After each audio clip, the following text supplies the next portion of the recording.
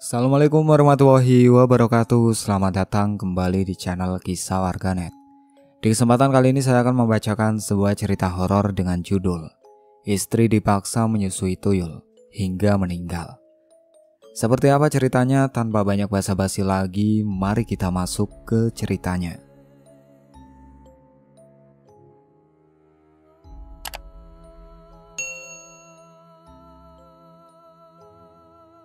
Desa kecil kami, tempat yang biasanya tenang dan damai, kini mulai berubah.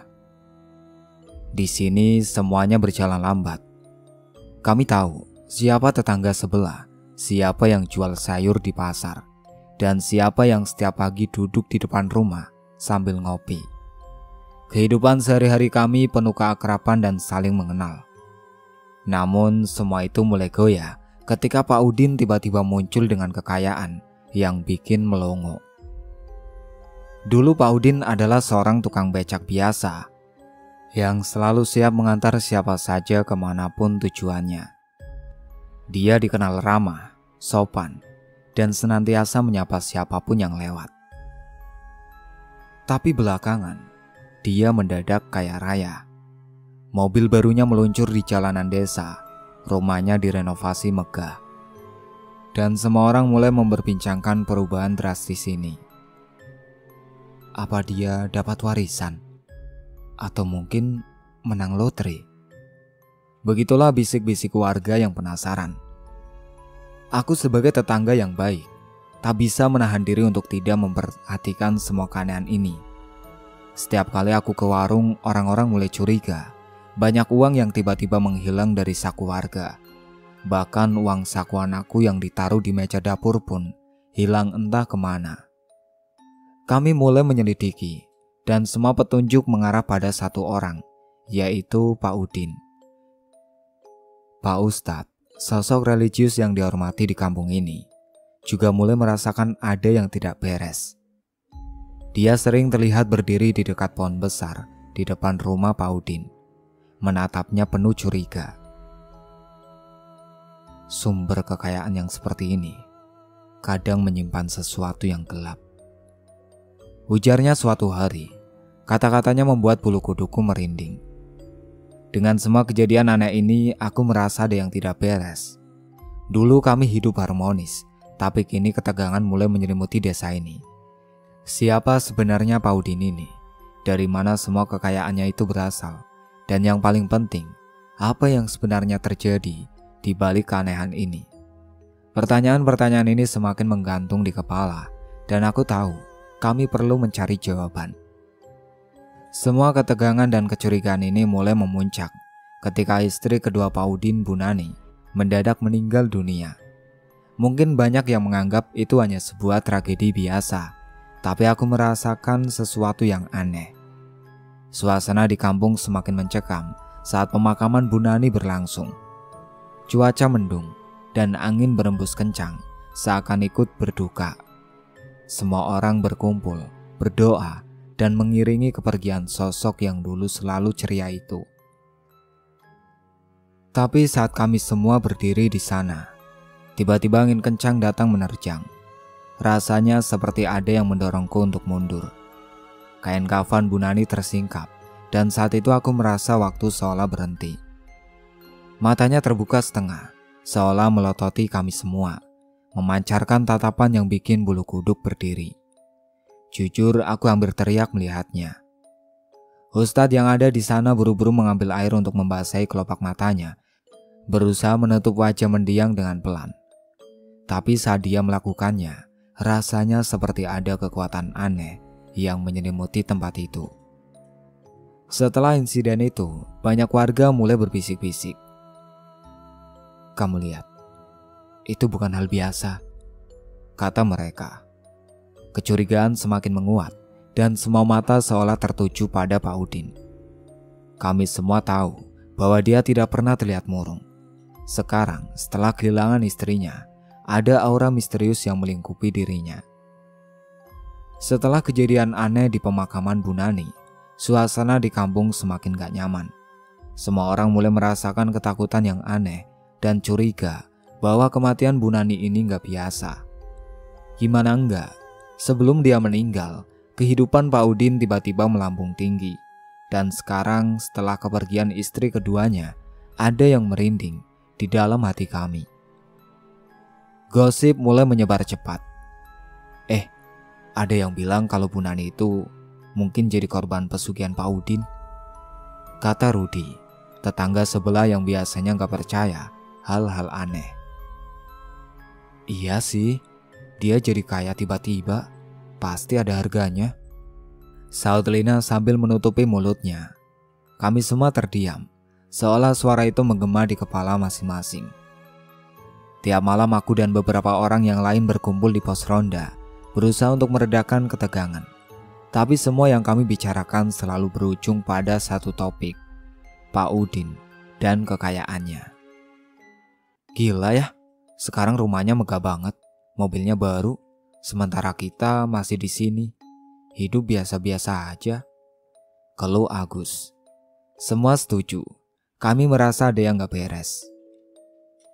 Tapi lebih aneh lagi, seminggu setelah pemakaman Bu Nani, beberapa warga mengaku melihat sosok perempuan mirip Bu Nani berkeliaran di sekitar desa. Ada yang bilang dia berdiri di bawah pohon besar itu.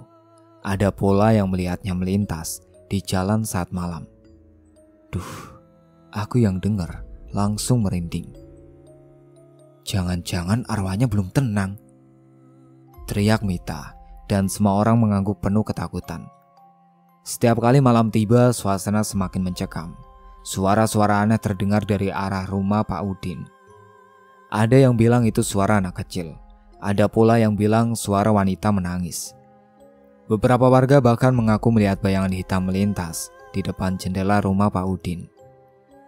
Aku juga mulai merasakan hal yang sama. Malam itu, saat aku terbangun dari tidur, aku mendengar suara bisikan dari luar rumah. Suara gelas jatuh, diikuti dengan tawa yang menggema, mirip tawa anak-anak. Aku langsung duduk di ranjang, merem, berharap itu cuma mimpi. Tapi saat aku membuka mata dan melihat jam, sudah hampir jam 2 pagi. Hari-hari berlalu, dan setiap kali bertemu Pak Udin, kami merasa canggung. Dia terlihat lebih gelisah, seperti ada sesuatu yang mengganggu pikirannya. Setiap kali kami saling bertatapan, aku bisa merasakan keringat dingin mengalir di punggungku. Dan semua ini semakin jelas bahwa ada sesuatu yang lebih besar dari sekedar kekayaan yang dia miliki. Kematian Bu Nani, suara-suara aneh, dan bayangan misterius hanya mengingatkan kami bahwa mungkin justru kekayaan itu membawa bencana, bukan berkah. Malam itu, tahlilan untuk Bu Nani berlangsung di rumah Pak Udin. Semua orang berkumpul, tapi suasana terasa mencekam. Kami duduk melingkar, dan saat doa dibacakan aku terus melirik ke arah pohon besar di depan rumahnya. Rasanya ada sesuatu yang menarik perhatian, sesuatu yang gelap dan misterius. Dan tiba-tiba, di bawah cahaya bulan yang redup, aku melihat sosok perempuan berdiri di bawah pohon. Dia terlihat mirip banget dengan Bu Nani. Rambutnya panjang, berantakan, dan wajahnya pucat. Matanya mengintip ke arah kami, seolah sedang mengawasi. Jantungku berdegup kencang, dan rasa dingin merambat dari leher ke seluruh tubuhku. Lo lihat gak? Bisikku ke Rudi, yang duduk di sebelahku. Dia cuma mengangguk, wajahnya juga berubah pucat. Suara tahlilan terhenti sejenak saat Pak Ustadz menghentikan doanya. Dia menatap pohon itu dengan tatapan tajam. Sepertinya dia juga merasakan ada yang aneh. Semua orang di ruangan itu mulai berbisik. Apa itu Bu Nani? Tanya Mita, suaranya bergetar. Gak tahu, tapi rasanya gak enak. Jawabku merinding, suasana makin tegang. Setelah acara selesai, Pak Ustadz memutuskan untuk menyelidiki lebih lanjut. Dia mengajak beberapa warga untuk memeriksa pohon besar itu. Saat kami semua berdiri di sana, di bawah sinar bulan yang samar, aku bisa merasakan hawa dingin yang menyelimuti kami. Pak Ustadz dengan hati-hati mulai menggali di sekitar akar pohon. Semua orang menunggu dengan nafas tertahan, seolah tahu bahwa kami sedang menghadapi sesuatu yang lebih besar dari sekedar misteri. Setelah beberapa saat menggali, tangan Pak Ustadz menyentuh sesuatu yang keras. Mengangkat keris kecil yang berkilau meski terbenam dalam tanah. Semua orang terdiam, wajah-wajah kami dipenuhi rasa takut dan penasaran. Ini bukan sembarangan keris. Ini jimat pesugihan. Lanjut Pak Ustadz dengan nada serius. Suaranya berat, seolah mengguncang semua yang ada di situ. Pak Udin berdiri di belakang kami, terlihat pucat dan gelisah. Enggak Ustadz, itu hanya pusaka keluarga saya. Enggak ada hubungannya dengan pesugihan. Bantahnya dengan nada panik. Namun, semua orang di sekitar mulai menatapnya dengan curiga. Keraguan mulai menghantui pikiran kami. Apakah semua ini memang benar? Pak Ustadz melanjutkan. Pak Udin jangan bohong. Kami semua melihat apa yang terjadi. Bu Nani, istri kedua kamu, meninggal dengan cara yang aneh. Sekarang kamu mendapatkan kekayaan ini dari mana? Jangan samakan kami dengan orang-orang bodoh. Suaranya tegas, menuntut kejujuran dari Pak Udin. Pak Udin mulai terbata-bata. Saya hanya berusaha untuk memperbaiki hidup. Semua ini karena kerja keras saya. Ujarnya, tapi nada suaranya sudah tidak meyakinkan. Kami semua bisa merasakan ketidaknyamanan yang menyelimuti udaranya. Sementara itu, ketakutan mulai menyebar di antara kami. Sosok perempuan itu yang mirip dengan Bu Nani seolah muncul di benak kami setiap kali kami melihat ke arah pohon. Gimana kalau arwahnya datang untuk menuntut balas? Bisik Rudi dengan wajah pucat. Semua mengangguk pelan. Rasa takut menyelusup dalam hati kami. Suasana menjadi semakin mencekam. Saat itu, bayangan putih melintas di dekat kami dan semua orang menoleh dengan cepat. Terlihat seperti sosok perempuan dengan rambut panjang menutupi wajahnya. Dan saat itu, Mita berteriak. Semua orang berlarian ke arah yang berlawanan. Kami berdesakan dan terjatuh. Tidak ada yang berani menoleh ke belakang. Pak Ustadz berusaha menenangkan kami. Tenang, ini hanya ilusi. Jangan biarkan ketakutan menguasai. Tapi suaranya terdengar goyah dan aku bisa melihat betapa ketakutannya semakin mendalam. Malam itu ketegangan dan kengerian mengikat kami semua dalam rasa tidak berdaya. Semua yang kami duga tentang Pak Udin, tentang apa yang telah terjadi, mulai terkuak dan membangun misteri yang lebih besar. Dan saat kami kembali, tak seorang pun yang berani mendekati pohon itu. Pak Udin tetap berdiri di belakang, tampak semakin tertekan, dan saat mataku bertemu dengan matanya, aku bisa melihat ketakutan yang murni. Apa yang sebenarnya terjadi di balik semua kekayaan ini? Rasa ingin tahuku semakin membara, tapi di sisi lain, aku juga takut dengan apa yang bisa kami temukan. Setelah drama panjang yang melibatkan keris dan sosok menyeramkan di pohon besar, semua orang berharap Pak Udin akan berhenti melakukan hal-hal aneh. Tapi gak taunya, dia malah menikah lagi. Kali ini istrinya yang baru, Susi, adalah perempuan muda dari luar kota. Gak bisa dipungkiri, Susi memang cantik, dengan senyuman yang bikin orang-orang di kampung terpesona. Tapi di balik itu, aku merasakan ada sesuatu yang gak beres. Awalnya semua berjalan baik-baik saja. Susi datang ke kampung dengan penuh semangat, dan sepertinya Pak Udin juga bahagia. Namun setelah beberapa minggu, perubahan mulai terlihat. Susi yang tadinya ceria dan penuh energi, perlahan-lahan berubah. Dia mulai terlihat kurus, wajahnya pucat, dan matanya seperti kehilangan cahaya. Yang lebih aneh, Susi jadi sering melamun, seolah dia sedang berkomunikasi dengan dunia lain. Suatu malam aku dan beberapa tetangga lagi ngumpul di warung kopi, dan kami mulai membicarakan kondisi Susi. Lu perhatiin gak sih? Susi itu kayaknya ada yang ganggu. Celetuk Rudi sambil menyeruput kopinya. Iya, aku juga mikir gitu. Kayak ada yang nempel gitu, jawabku. Kami semua mulai saling pandang dengan khawatir. Apakah semua ini ada hubungannya sama Pak Udin? Keesokan harinya saat aku melewati rumah Pak Udin, aku mendengar suara tangisan dari dalam. Kaget, aku berhenti sejenak dan merhatiin. Suara itu makin jelas dan ternyata itu suara Susi. Aku langsung buru-buru masuk ke rumah Pak Udin dan saat aku sampai di dalam, pemandangan yang aku lihat bikin aku merinding. Susi terbaring di tempat tidur. Tubuhnya lemah tak berdaya dan matanya menatap kosong ke langit-langit.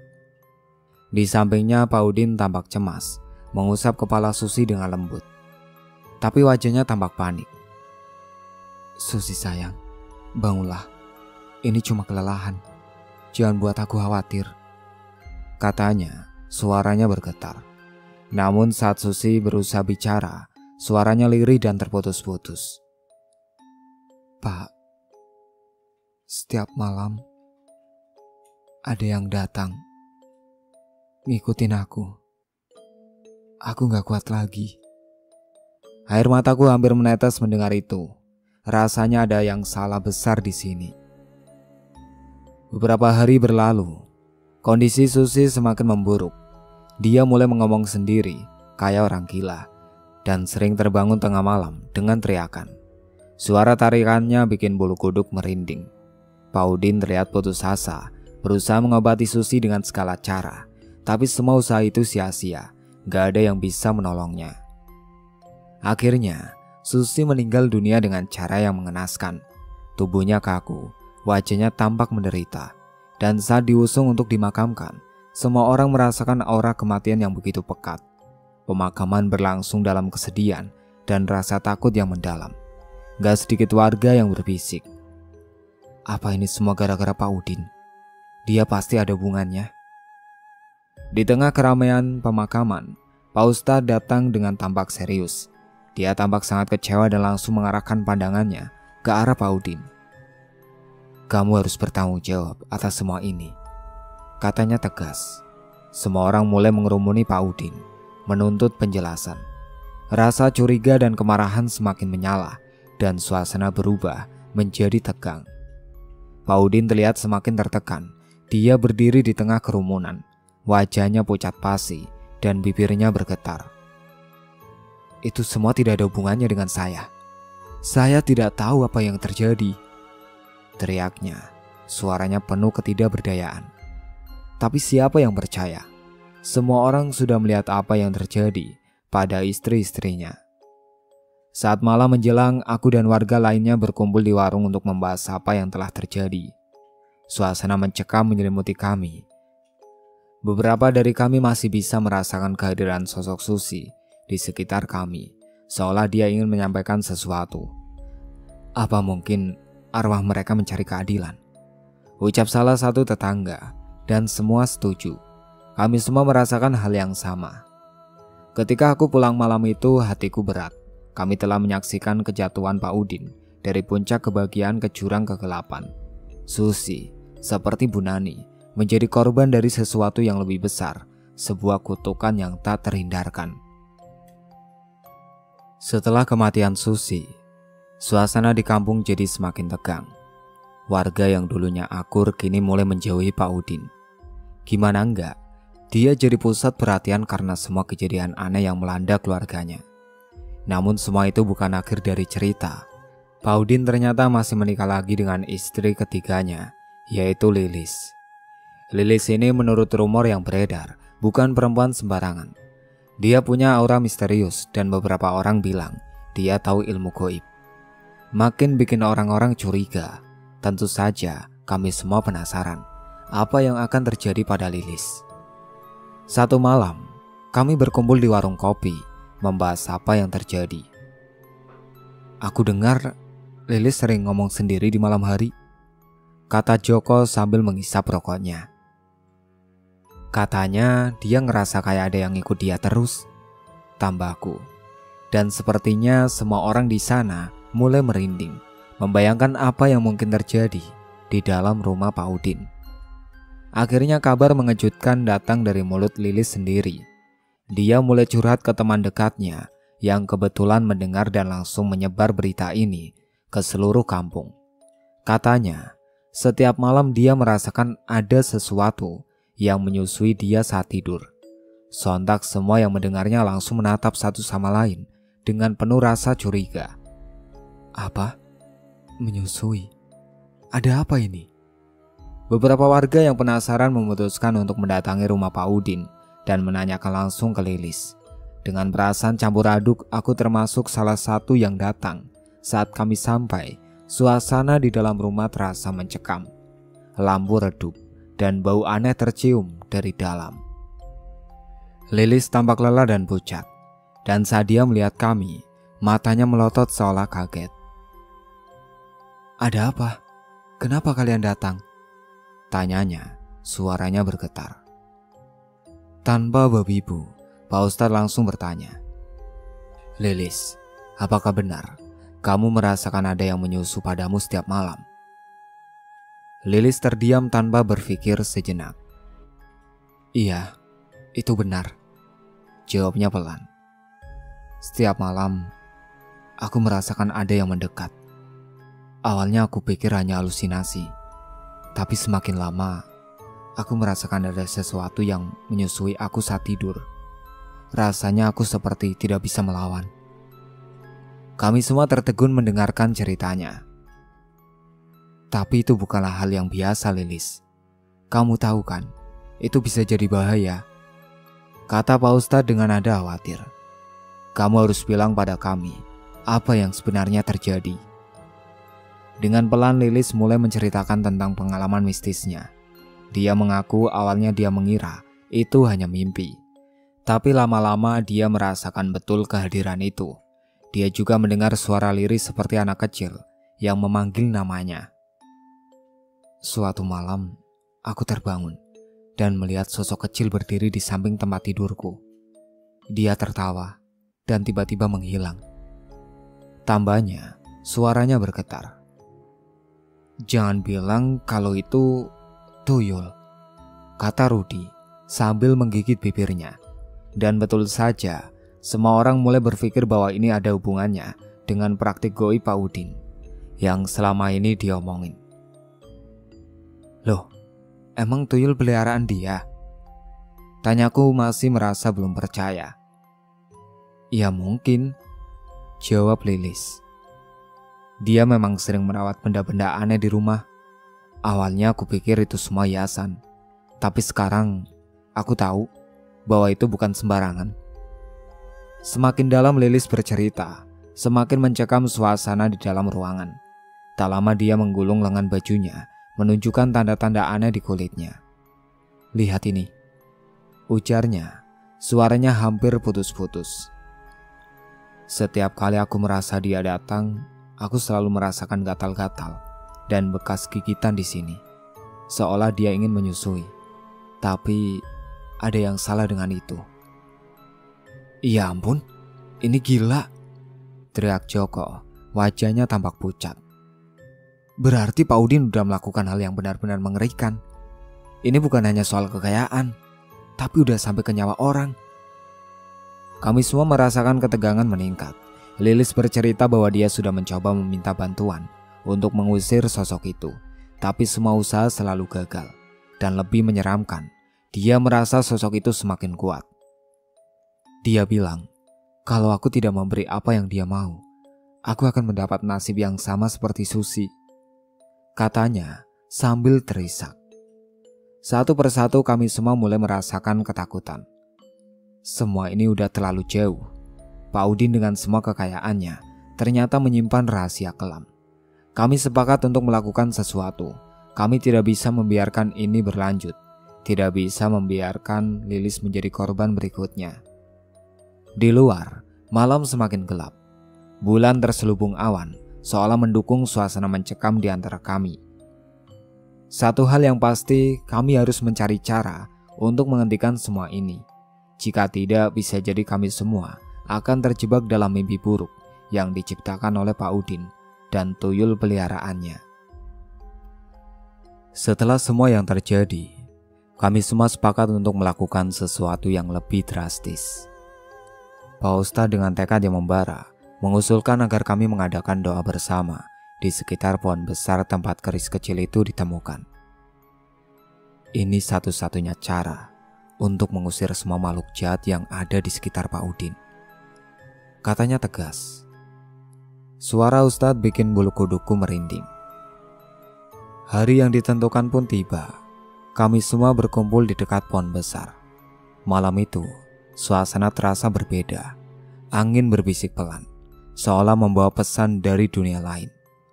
Semuanya terasa mencekam, tapi kami sudah terlanjur berkomitmen.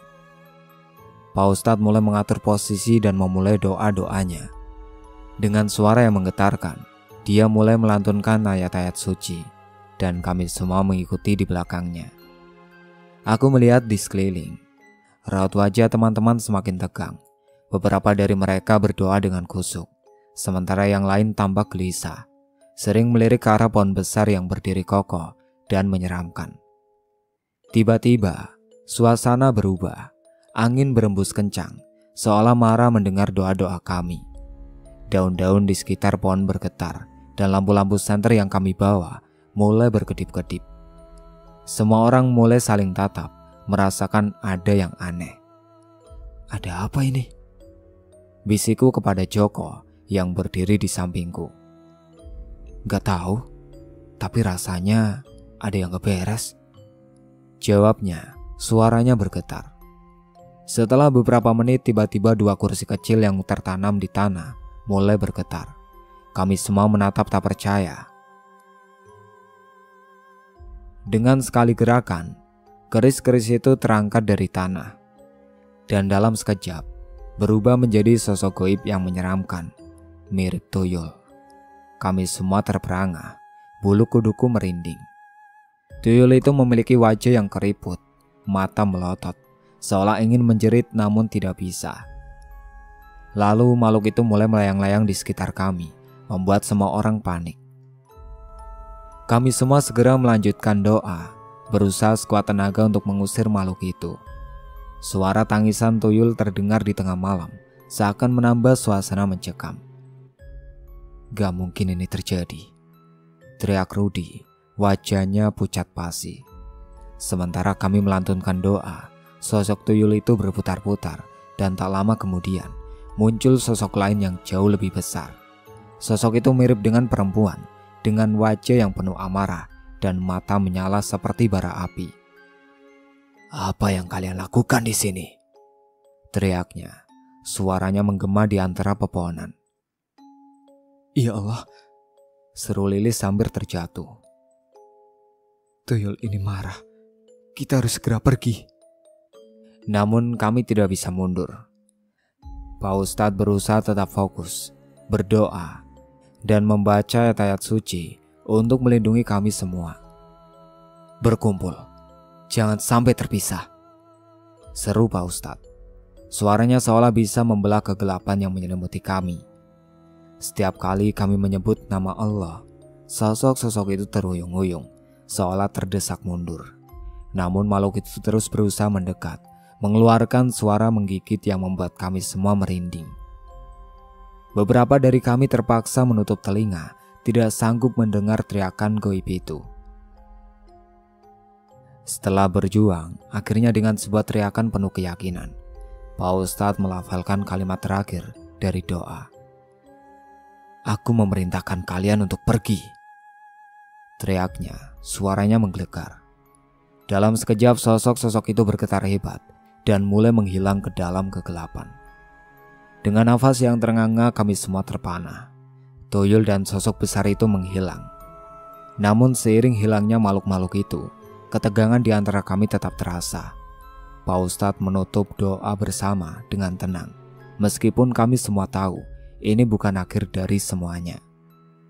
Satu hal yang pasti, bukti keberadaan makhluk itu telah memperkuat tuduhan warga terhadap Pak Udin.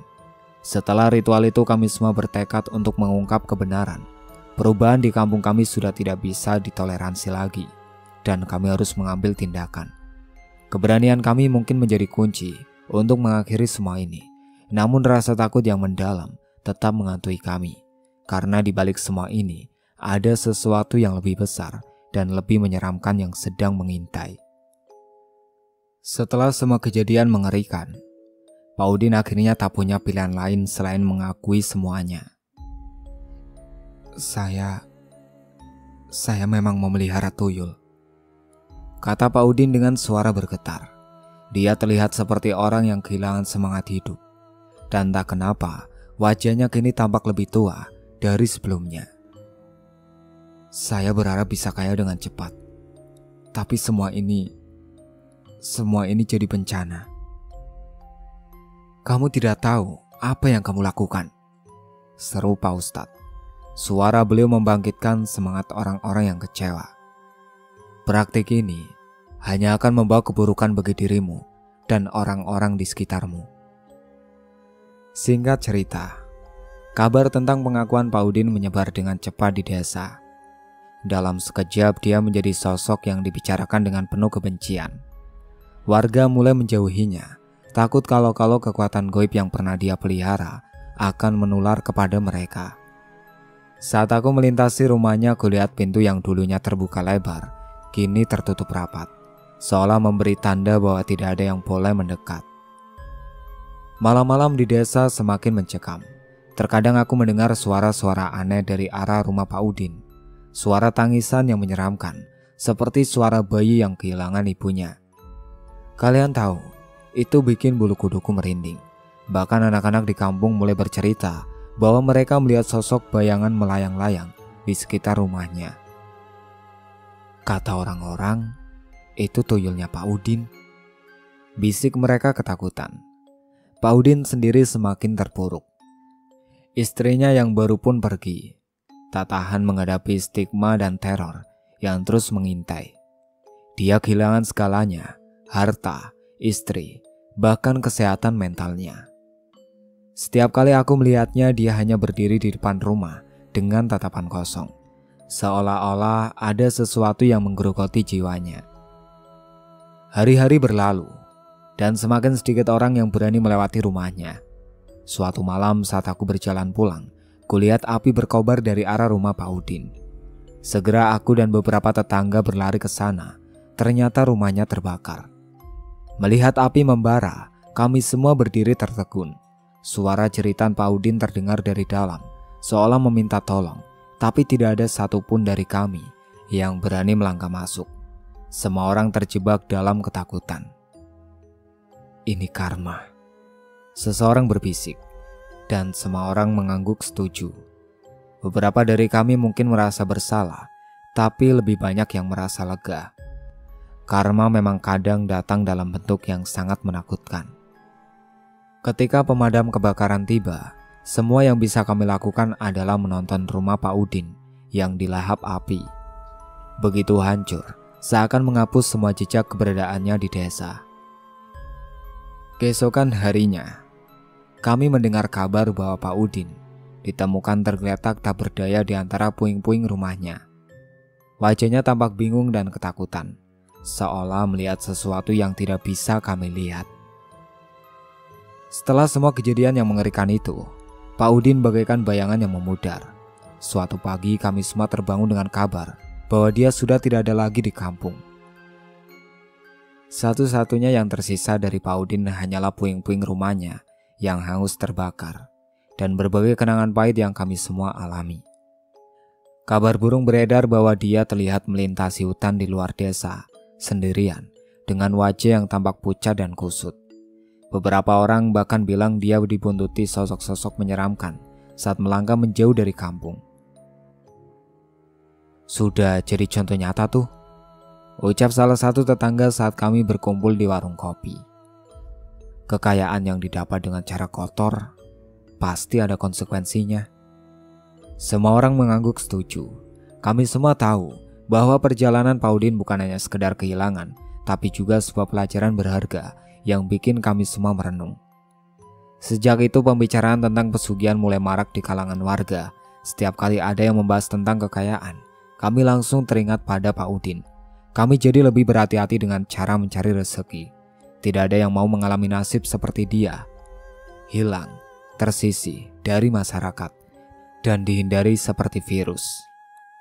Aku masih ingat ketika kami mengadakan tahlilan untuk istri kedua Pak Udin yang meninggal. Suasana tahlilan itu tegang, penuh kesedihan dan kengerian. Beberapa orang mulai berbisik, "Jangan sampai terjebak dalam keserakahan. Itu hanya akan membawa keburukan." Suara-suara itu semakin menguatkan keyakinan kami bahwa mengambil kekayaan secara instan ada harga yang harus dibayar, dan terkadang harganya itu sangat mahal. Jadi pelajaran yang bisa kita ambil dari cerita Pak Udin ini jelas banget. Kekayaan yang didapat dengan cara-cara mistis dan goib itu pasti ada harganya. Jangan sekali-kali kita terjebak dalam godaan untuk cepat kaya tanpa usaha yang halal. Di balik setiap kesuksesan instan, bisa jadi ada konsekuensi buruk yang menanti. Ingat, gak ada yang bisa lolos dari hukuman akibat perbuatan jahat, entah itu di dunia ini, di mana kita bisa kehilangan segalanya, atau bahkan di akhirat nanti. Semua tindakan kita pasti ada balasannya, entah itu tindakan yang baik maupun yang buruk. Jadi lebih baik kita tetap jalani hidup dengan jujur, kerja keras, dan bersyukur atas apa yang kita punya. Itulah akhir cerita yang berjudul Istri Dipaksa Menyusui Tuyul Hingga Meninggal. Sekian dari saya. Wassalamualaikum warahmatullahi wabarakatuh.